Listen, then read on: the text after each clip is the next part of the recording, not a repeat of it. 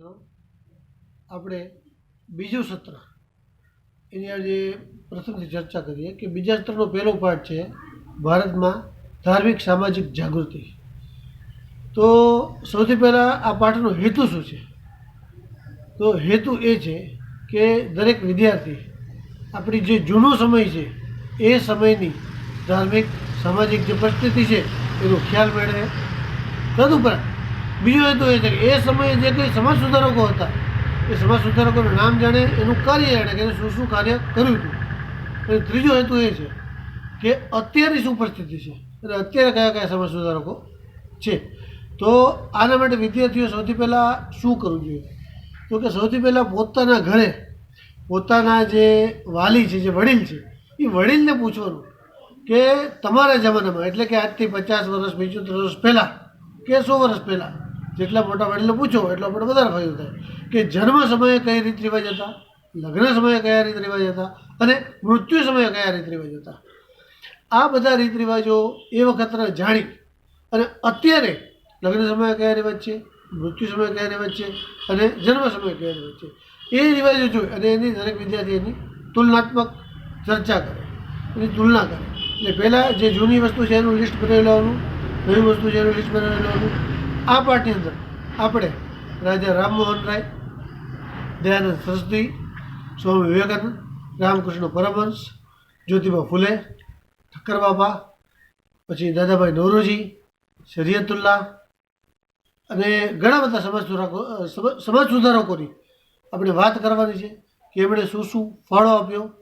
રાજા રામમોહન રાયે કઈ ભલામણ કરી કે વ્યક્તિ સ્વાતંત્ર્ય, વાણી સ્વાતંત્ર્ય, સ્ત્રી સ્વાતંત્ર્ય અને સ્ત્રી અધિકાર અને જે અદાલત છે એને સરકારથી અલગ રાખવાની, આવી બધી ભલામણો જે રાજા રામમોહન રાય કરી. અને એમણે કયા કયા જે બહાર પાડ્યા સામાયિકો, તો કે ભાઈ ફારસીની અંદર 1921માં એને કયું સામાયિક બહાર પાડ્યું? સંવાદ કૌમુદી. બંગાળીમાં સંવાદ કૌમુદી અને ફારસીની અંદર મિરાત ઉલ અખબાર એ 1822માં. અને એમના જે ભાઈ છે મોટા જગમોહનભાઈ અને એને ભાભી આલોક મંજરી, તો એ જ્યારે નાના હતા ત્યારે એમના લગ્ન થઈ ગયા અને જોયું કે એમના ભાઈ એ ગુજરી ગયા, તો આલોક મંજરીને બધા પરાણે સિદ્ધિ થવા માટે લઈ જતા હતા. રાજા રામમોહને ઘણો પ્રયત્ન કર્યો કે એને રોકવાનો, પણ બધા ઢોલ ન કરે એટલે વગાડતા હતા કે આલોક મંજરીની ચીસો છે એ કોઈને સંભળાય નહીં. અને જ્યારે એની સતી કરી ત્યારે રાજા રામમોહન રાયે પોતે ગાંઠ બાંધી કે આ સતીનો રિવાજ હું જ્યાં સુધી નહીં બંધ કરાવું ત્યાં સુધી હું જંપીશ નહીં.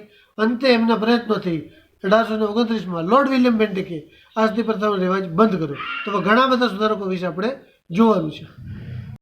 પ્રકરણ 1 ધાર્મિક સામાજિક જાગૃતિ. રાજા રામમોહન રાય. સારાંશ. રાજા રામમોહન રાયના લગ્ન બાળપણમાં થયા હતા. તેમના ભાઈનું અવસાન થતાં તેમના ભાભી સતી થયાની અસર રાજા રામમોહન રાય પર ખૂબ પડી. તેથી તેણે બાળ લગ્ન, સતી પ્રથા, બાળકીને દૂધ પીતી કરવાનો ઉગ્ર વિરોધ કર્યો. આ ઉપરાંત તેણે ઝુંબેશ પણ ચલાવી અને 19મી સદીમાં ભારતની નવજાગૃતિ માટે સામાજિક, ધાર્મિક અને રાજકીય ચળવળનો પાયો નાખ્યો. સૈદ્ધાંતિક સમજ. રાજા રામમોહન રાયનો જન્મ ઈસવીસન 1772માં બંગાળના હુગલી જિલ્લાના રાધાનગર ગામમાં બ્રાહ્મણ કુટુંબમાં થયો હતો. તેમણે ઈસવીસન 1821માં બંગાળીમાં સંવાદ કૌમુદી અને ઈસવીસન 1822માં ફારસી ભાષામાં મિરાત ઉલ અખબાર નામના સમાચાર પત્રો શરૂ કર્યા. તેમજ ઈસવીસન 1828માં બ્રહ્મો સમાજની સ્થાપના કરી. ઈસવીસન 1829માં અંગ્રેજ ગવર્નર વિલિયમ બેન્ટિકે સતી પ્રથા ઉપર પ્રતિબંધ મૂકતો કાયદો ઘડ્યો. આમ રાજા રામમોહન રાયે અખબારી સ્વાતંત્ર્ય, વાણી સ્વાતંત્ર્ય, સ્ત્રી અધિકાર, વ્યક્તિ સ્વાતંત્ર્ય અને કારોબારીથી ન્યાયતંત્રને લગતી ભલામણો બ્રિટિશ સરકારને કરી. ઈસવીસન 1830માં દિલ્હીના બાદશાહે પોતાના જાગીરી હક અંગેના કેસ બાબતે રાજા રામમોહન રાયને ઇંગ્લેન્ડ મોકલ્યા.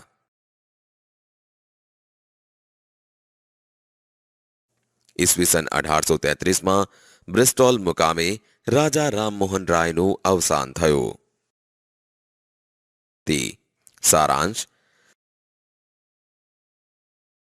દયાનંદ સરસ્વતીએ નાની વયે જ મૂર્તિ પૂજા અને કર્મકાંડની બિન ઉપયોગિતા સમજાઈ. તેમણે સત્યની શોધમાં ગૃહત્યાગ કર્યો અને મથુરામાં સંન્યાસ લઈ સ્વામી વિરજાનંદને પોતાના ગુરુ બનાવ્યા. તેમણે બાળલગ્ન, ક્રિયાકાંડ, સતી પ્રથા અને અસ્પૃશ્યતાનો વિરોધ કર્યો હતો. ઉપરાંત તેમણે ધાર્મિક, સામાજિક અને રાષ્ટ્રીય દ્રષ્ટિએ દેશની એકતા સાધવાનો પ્રયાસ કર્યો.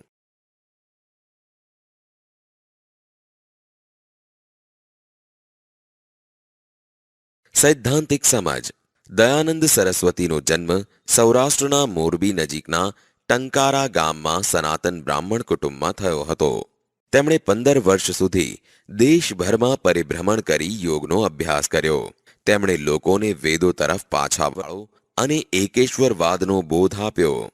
તેમજ સત્યાર્થ પ્રકાશ નામના ગ્રંથની રચના કરી હતી.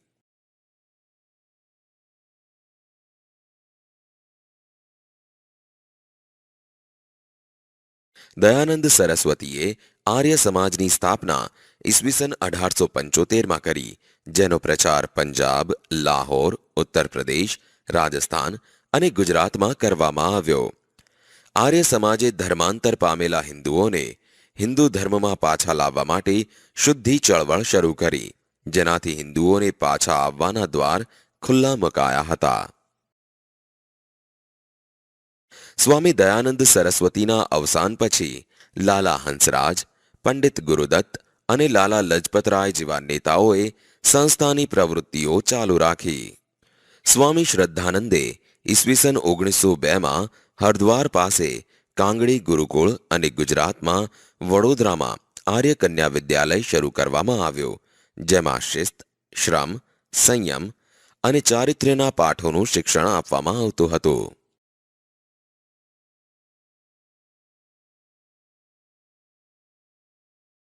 રામકૃષ્ણ મિશન મઠ. સારાંશ. રામકૃષ્ણ પરમહંસે ઈશ્વરને પામવાના વિવિધ રૂપે પ્રયત્ન કર્યો હતો. તેમજ શુદ્ધ ચારિત્ર્ય અને જ્ઞાન ભક્તિના ઉપદેશથી લોકોને મદદ કરતા. કેશવચંદ્ર સેન તથા દયાનંદ સરસ્વતી સહિત ઘણા ધાર્મિક સુધારકોએ તેમની પાસેથી માર્ગદર્શન મેળવ્યું. તેમજ પાશ્ચાત્ય અસરમાં આવેલા લોકોને રામકૃષ્ણ પરમહંસના બોધથી પોતાના ધર્મ અને સંસ્કૃતિમાં પુનઃ શ્રદ્ધા ઉત્પન્ન થઈ.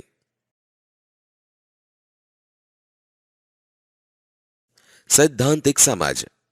રામકૃષ્ણ પરમહંસ ભારતીય સંસ્કૃતિના જ્યોતિર્ધર અને બધા જ ધર્મોના સત્યને પામનાર સંત અને સુધારક હતા. તેમનો જન્મ બંગાળના હુગલી જિલ્લાના કામારપુકુર ગામમાં થયો. તેમજ બાળપણથી જ ધાર્મિક પ્રવૃત્તિઓમાં તેઓને રસ હતો. તેથી કોલકાતા પાસે આવેલા દક્ષિણેશ્વરમાં કાલી માતાના મંદિરના પૂજારી હતા. સ્વાનંદ. નરેન્દ્રનાથ દત્ત ઈસવીસન 1863થી 1902 નામના બંગાળી સ્નાતક રામકૃષ્ણ પરમહંસના સંપર્કમાં આવ્યા અને તેની જ્ઞાન પીપાસાની તૃપ્તિ રામકૃષ્ણ પરમહંસે કરી. આમ નરેન્દ્ર રામકૃષ્ણના શિષ્ય બન્યા અને સંન્યાસ લઈ સ્વામી વિવેકાનંદ નામ ધારણ કરી ભારતીય અને પાશ્ચાત્ય તત્વજ્ઞાનના ઊંડા અભ્યાસી બન્યા. સ્વામી વિવેકાનંદે લોકોને દુઃખી માનવોની સેવા કરવા અને તેમાં જ ઈશ્વરના દર્શન કરવાનો બોધપાઠ આપ્યો. તેમજ તેમણે ભારતના યુવાનોમાં ભૂતકાળ પ્રત્યે ગૌરવ અને ભવિષ્ય માટે શ્રદ્ધા જાગૃત કરી.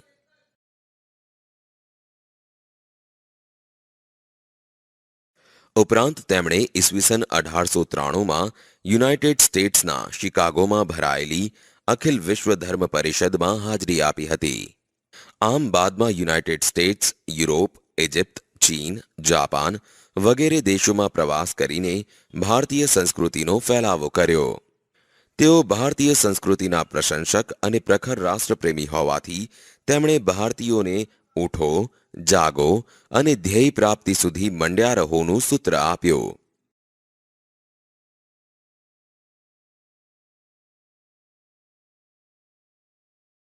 સ્વામી વિવેકાનંદે ઈસવીસન 1897માં બેલ્લુરમાં રામકૃષ્ણ મિશન મઠની સ્થાપના કરી, જેમાં વિવિધ કાર્યો દ્વારા માનવ સેવા કરવાનો આદર્શ અપનાવવામાં આવ્યો. આમ રામકૃષ્ણના જીવનમાંથી પ્રેરણા મેળવી જનસેવા એ જ પ્રભુ સેવાના સૂત્રનો અમલ કરવામાં આવ્યો અને દેશમાં શાળાઓ ખોલી શિક્ષણ આપવાનું અને દવાખાના દ્વારા સેવાનું કાર્ય શરૂ કરવામાં આવ્યું, જેની શાખાઓ ભારતમાં અને દેશ વિદેશમાં આજે પણ કાર્યરત છે.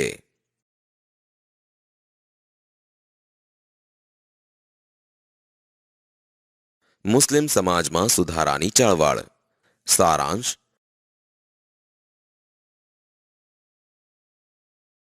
19મી સદીની શરૂઆતમાં ઉત્તર પ્રદેશમાં રાયબરેલીના સૈયદ અહમદ ખાન અને બંગાળના શરિયતુલ્લાહ જેવા લોકોની આગેવાની હેઠળ મુસલમાનોમાં સામાજિક અને ધાર્મિક જાગૃતિનો આરંભ થયો હતો, જેમાં તેઓએ ધાર્મિક નેતા દિલ્હીના શાહ વલી ઉલ્લાહના ઉપદેશમાંથી પ્રેરણા મેળવી હતી.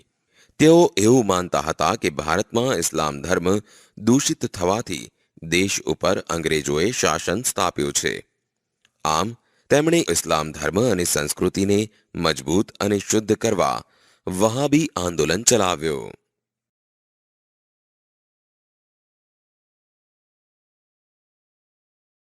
સૈદ્ધાંતિક સમજ.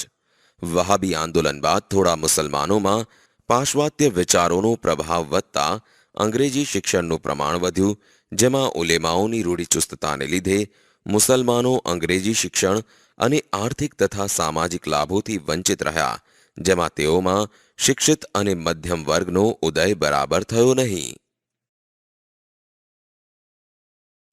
સર સૈયદ અહમદ ખાનનો જન્મ ઉમરાવ કુટુંબમાં થયો હતો, તેમજ ઈસવીસન 1857ના સ્વાતંત્ર્ય વખતે કંપની સરકારની નોકરીમાં હતા અને તે વખતે કંપનીને વફાદાર રહ્યા હતા. ઈસવીસન 1869માં નિવૃત્તિ પછી તેઓ ઇંગ્લેન્ડ ગયા અને તેના ઉદારમતવાદથી પ્રભાવિત થયા, તેમજ તેમણે મુસલમાનોને અંગ્રેજી કેળવણી લઈને તેમનું પછાતપણું અને રૂઢિચુસ્તતા દૂર કરવાનો આગ્રહ કર્યો.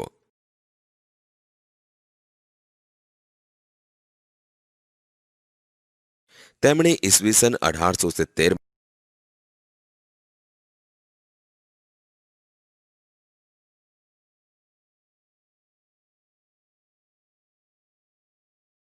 જુદા જુદા સમાજ દ્વારા થયેલ જાગૃતિઓ.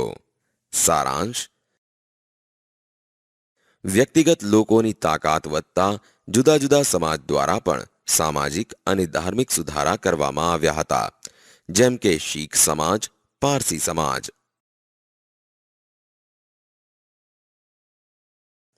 સૈદ્ધાંતિક સમજ. 19મી સદીના સુધારાની અસરથી પ્રભાવિત થઈ ગુરુદ્વારાઓમાં પ્રવેશેલા દૂષણોને દૂર કરવા અને સારી વ્યવસ્થા કરવા માટે શિરોમણી ગુરુદ્વારા પ્રબંધક સમિતિની રચના કરવામાં આવી. ઉપરાંત શીખોમાં ધાર્મિક શિક્ષણની સાથે પાશ્ચાત્ય કેળવણી આપવા માટે અમૃતસરમાં ખાલસા કોલેજ અને શાળાઓની સ્થાપના કરવામાં આવી.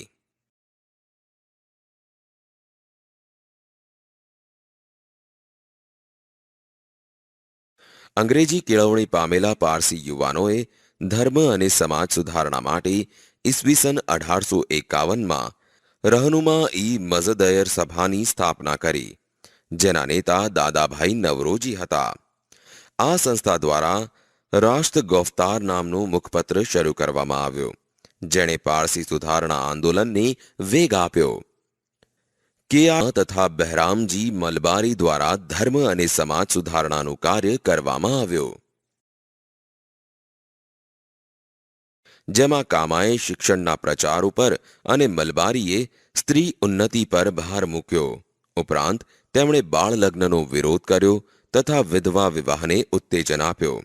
આમ મલબારીના પ્રયત્નોને લીધે સરકારે ઈસવીસન 1891માં લગ્ન માટે સંમતિ વય ઠરાવતા કાયદાની રચના કરવામાં આવી હતી. જુદા જુદા જિલ્લાના સુધારકો. સારાંશ. અલગ અલગ રાજ્યોની જેમ જિલ્લાઓમાં પણ વ્યક્તિગત સ્તર પર સુધારા કરવામાં આવ્યા હતા, જેમાં જ્યોતિબા ફૂલે અને ઠક્કર બાપાએ આગળ પડતો ભાગ ભજવ્યો. સૈદ્ધાંતિક સમજ. જ્યોતિબા ફૂલે. જ્યોતિબા ફૂલે મહારાષ્ટ્રના જાણીતા સમાજ સુધારક હોવાથી તેમણે સ્ત્રીઓ તથા દલિતોના પ્રશ્નો હાથ પર લીધા. ઈસવીસન 1857માં તેમણે પૂનામાં કન્યાશાળા શરૂ કરી તેમજ વિધવાઓને પુનર્લગ્ન કરવામાં મદદ કરી. સમાજમાં બ્રાહ્મણોના આધિપત્ય સામે પડકાર ફેંકી લોકોમાં આત્મવિશ્વાસ, હિંમત અને ઉત્સાહ જગાડવા માટે તેમણે સત્યશોધક સમાજની સ્થાપના કરી.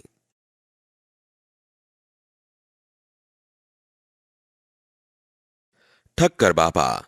ગાંધીજીએ સ્થાપેલ અખિલ હિન્દ હરિજન સંઘના મંત્રી તરીકે ઠક્કર બાપાએ વર્ષો સુધી સેવાઓ આપીને હરિજનોના ઉત્કર્ષમાં કિંમતી ફાળો આપ્યો.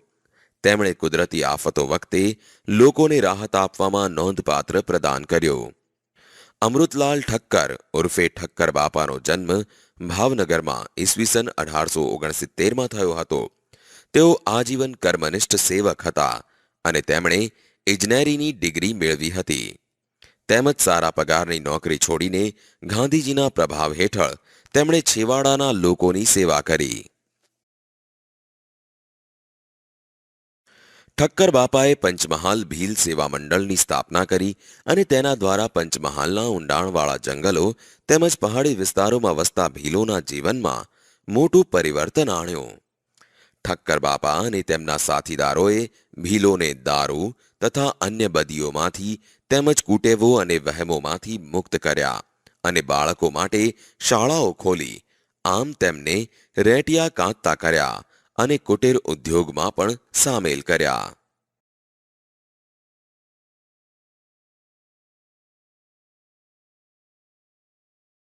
સમય જતા લોકોમાં રાષ્ટ્રીય ચેતના વિકસિત બની અને તેઓ સ્વાતંત્ર્ય ચળવળ તરફ વળ્યા. ગાંધીજીએ અસ્પૃશ્યતા નિવારણને મહત્વ આપતા પછાત વર્ગોની સ્થિતિ સુધારવાના પ્રયાસોમાં નોંધપાત્ર પ્રગતિ થઈ. વિદ્યાર્થીઓ, આ પ્રકરણ અહીં સમાપ્ત થાય છે.